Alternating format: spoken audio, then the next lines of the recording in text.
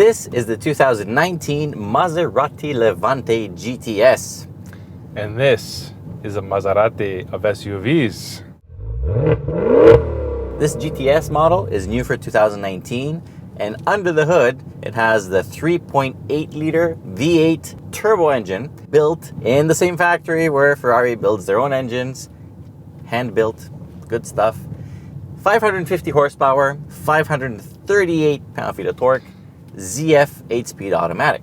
And that's enough to take your neck, whip back into the headrest, and just scream.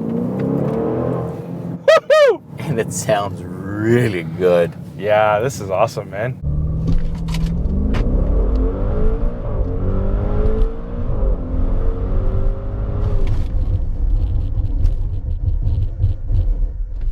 So, how much gas have you spent? Can we start from something positive? Man. I'm just jealous you got it. So my average is it was 19.4. Let's see if it's moved. 19.2. That's because we did a little bit of highway. Oh, that's good. So 19.2 liters per 100 kilometers, not miles per gallon. Don't get excited. But let's be serious. If you're going to pick up a car like this, do you really give a crap about how much gas it spends? No. That's So, not why you buy this. To get a Levante GTS, you need to spend 138 and change thousand Canadian dollars to get one equipped as well as this one with like the really nice soft Piano Fiore leather. Just feel the leather. That makes me... So good. That sounds like Piano Fiore. Yeah, it's like you're making love to the seat. Piano It's freaking stupid. Fiore. Yeah. Yeah, so But- this one is 153,600 Canadian dollars. You know what? I can't stop touching this leather because it really does feel as good as it sounds, believe it or not. That's not bullshit. So here's the deal. You know how when you grow older, you can't, get into really low sports cars? I thought you were going to say can't really get it up, but go on. That too, but get into sports cars is the big issue here. Right. So this for me is the sports car of the elderly. So once you can't actually fold yourself in half and get in a Ferrari, Yeah. you need one of these, easy in and out. And it has soft to the touch, soft closed doors, so you don't need to even close them that well. Yeah, so if you're like, and try to close the door and it just catches the hook, Yeah. don't worry. And The it's doors will just get sucked right in just for you. It's not a problem. It's like dentures. It just comes back. It's fine. You know how you know that this is a very expensive vehicle? How? Is when you open the window and you look at the thickness of the glass. So I'm going to let you talk about that. I have never 'cause- noticed this on a car before, but Yeah. it looks like something is sandwiched between a double glass window. It's just Yeah, that's the first I've ever seen too. It looks like a glass lamination. switch. I don't know what that is, but yeah. I call it a glass switch. And that contributes to not hearing a damn thing inside this cabin. Exactly. Because, This cabin is so quiet. yeah, you can't, it's like nothing exists outside of this cabin. It's When I first unbelievable. picked up the car, the first thing I said was like, wow, this exhaust is not very loud. But then I noticed how quiet the cabin is. The exhaust doesn't need to be much louder because it's the right amount of decibels that it intrudes into the cabin. It's Yep. just fantastic. I love it. That's all you need. Sounds great. This interior, come on, this is really beautiful. And look how the craftsmanship in here is top notch. The Fit and materials, finish is fit and perfect. finish, this carbon fiber is amazing. Of course, you have an elegant analog clock. Did you which say, is- were you going I to say was about digital? to say digital because I looked at the screen, but yeah, Oh. So yeah, that clock is pimp. it is pimp. It's And beautiful. one thing I have to say is that all the options on the car I found them reasonably priced. They were pretty affordable. And you know what else is very affordable? Maserati wristwatches. So you can drive and look at your wristwatch, and you could see the trident in your watch and at the same time. Mm-hmm. You know that this is an optional extra to have the trident stitched into the headrest. I did. But you know what's really good about it?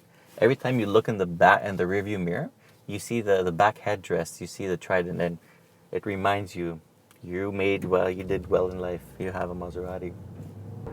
See, I don't even have to be very loud. I'm like almost whispering right now. It's so awesome. Do you want me to whisper something to you right now? No. The sound system is a Bowers & Wilkins sound system. It's good to a certain volume, and then it just kind of distorts.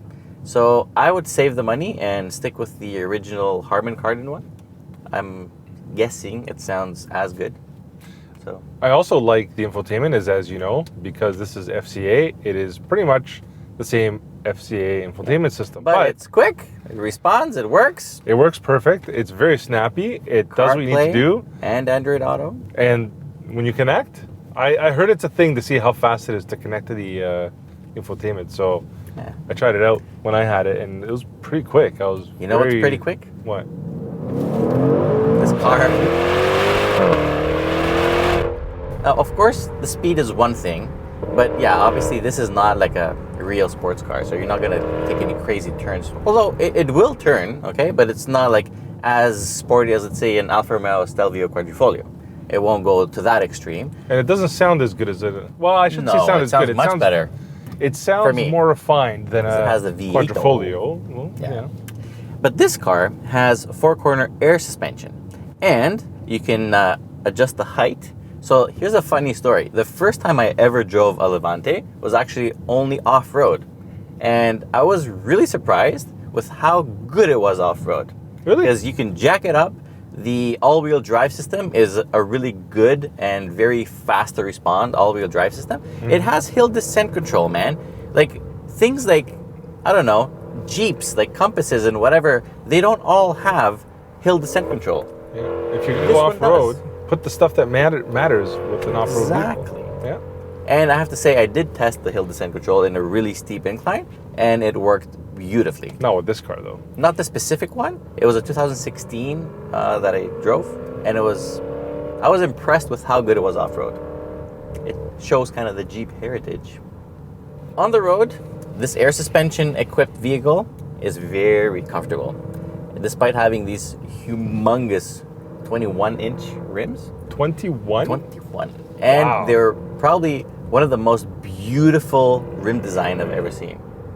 They are stunning. Brakes, massive brakes, front and rear. They work really well as well. Pedal feel, it's really firm, very linear. It inspires confidence bringing this very heavy thing to a complete stop. Were you like staring at a poster of it and thinking to yourself, how many different ways you could verbally make love to it? You know what? It is a really good looking car.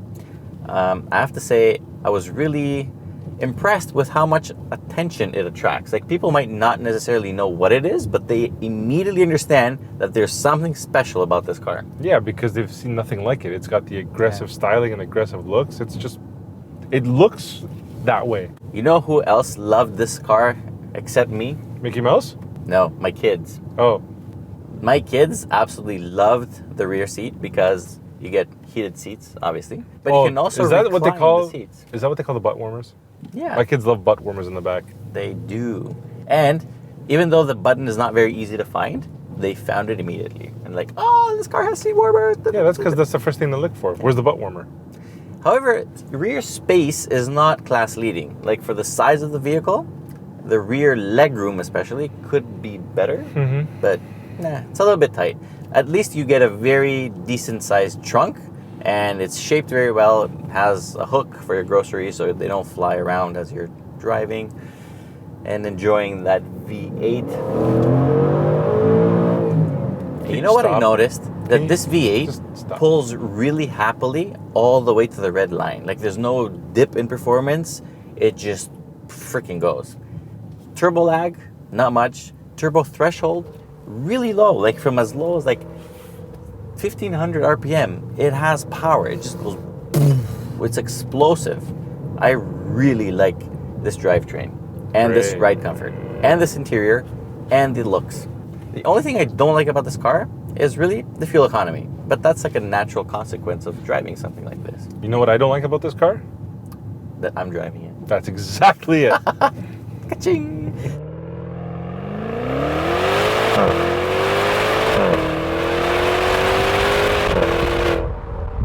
Time to tell you what's not really good about this car.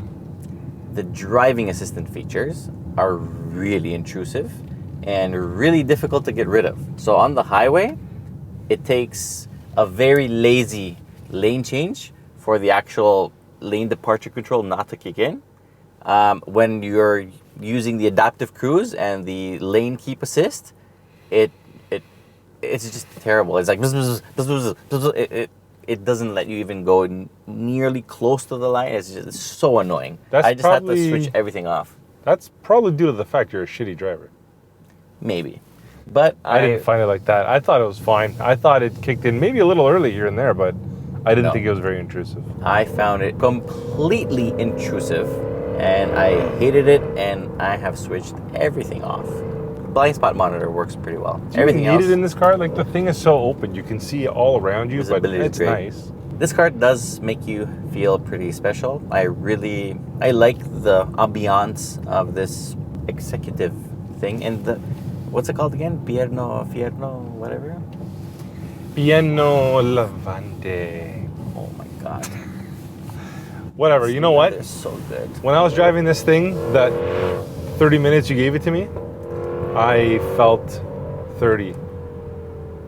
I have to show you something that I've never, as well, ever seen on a car that I really like. You see the bottom of the steering wheel? Mm. See how it has smooth leather on the inside, but perforated on the outside? Mm-hmm.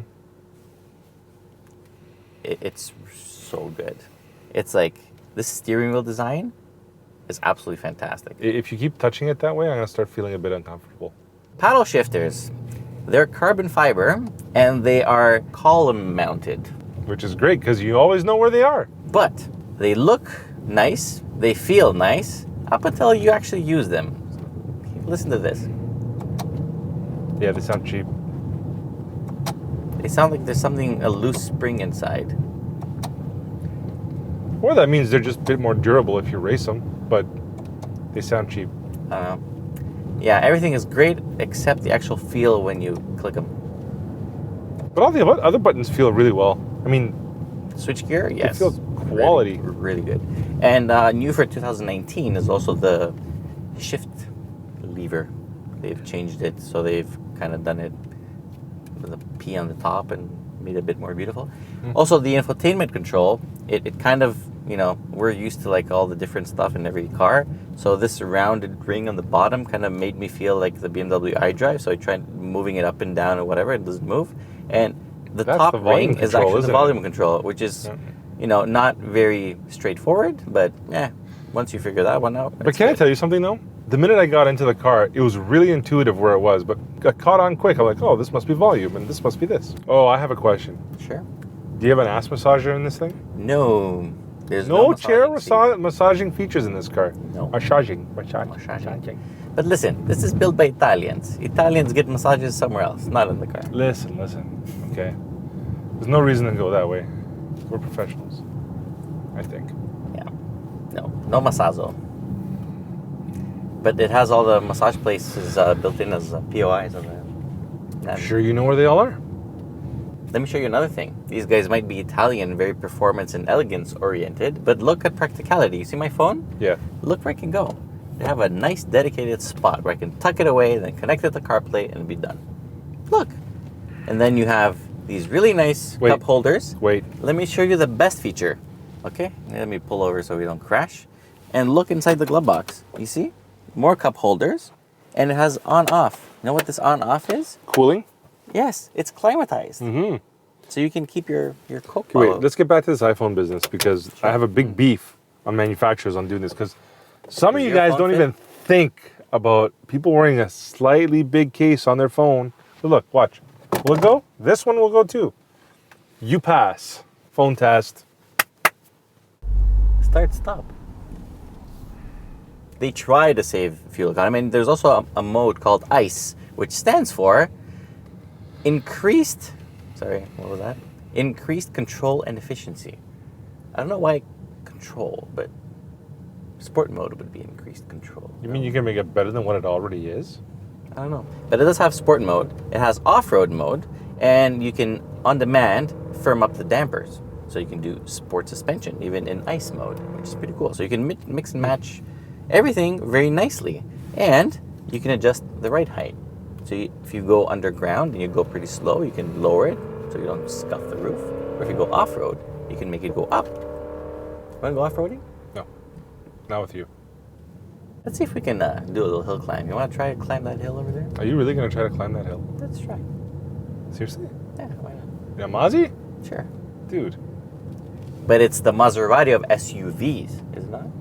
it is, but why does Jason think everything's a Jeep?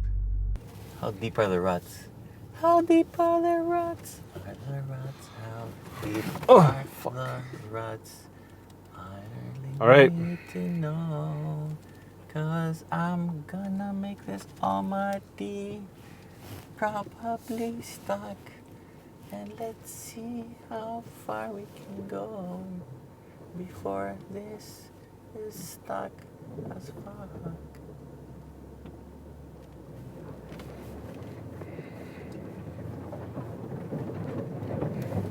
Oh boy. It made it up the hill, ladies and gents. Just so you know. It's definitely off-roading. Woohoo! There's a tree in front of you. I know. You don't want to hit it. Let's get out now and show you where we went. So it made it up the hill. Let me show you the hill. Oh boy. So it's definitely Maserati territory. That's where we were. Yep, it's up the hill, all right. Hill descent control test in the Mazzy. It's doing it all by itself. I'm not touching anything. Wow, look at this incline. Oh fuck.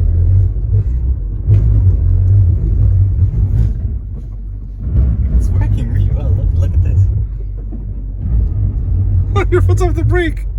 Yeah, I'm not pushing anything.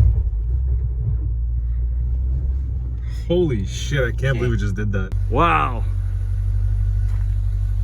Ooh, we came down that. Look, we came down that hill through those ruts in a Maserati. What do we think of this car overall? I'm gonna give Is this it. anything short of a 9.5? No, I'm thinking 9.5 exactly. It made it up the freaking hill. Yeah, Rams didn't do that. that's true actually. The Rams didn't go up the hill last time we tried. See, there's proof that this thing can actually go off-road.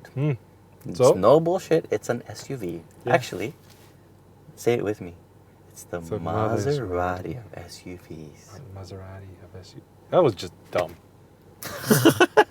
All right. See you later. Remember to comment, like, subscribe. We're going to go show you what this thing looks from the outside after we climb the hill. And I'm gonna see if I can make sure this thing doesn't get damaged because he's driving it. So, see you guys.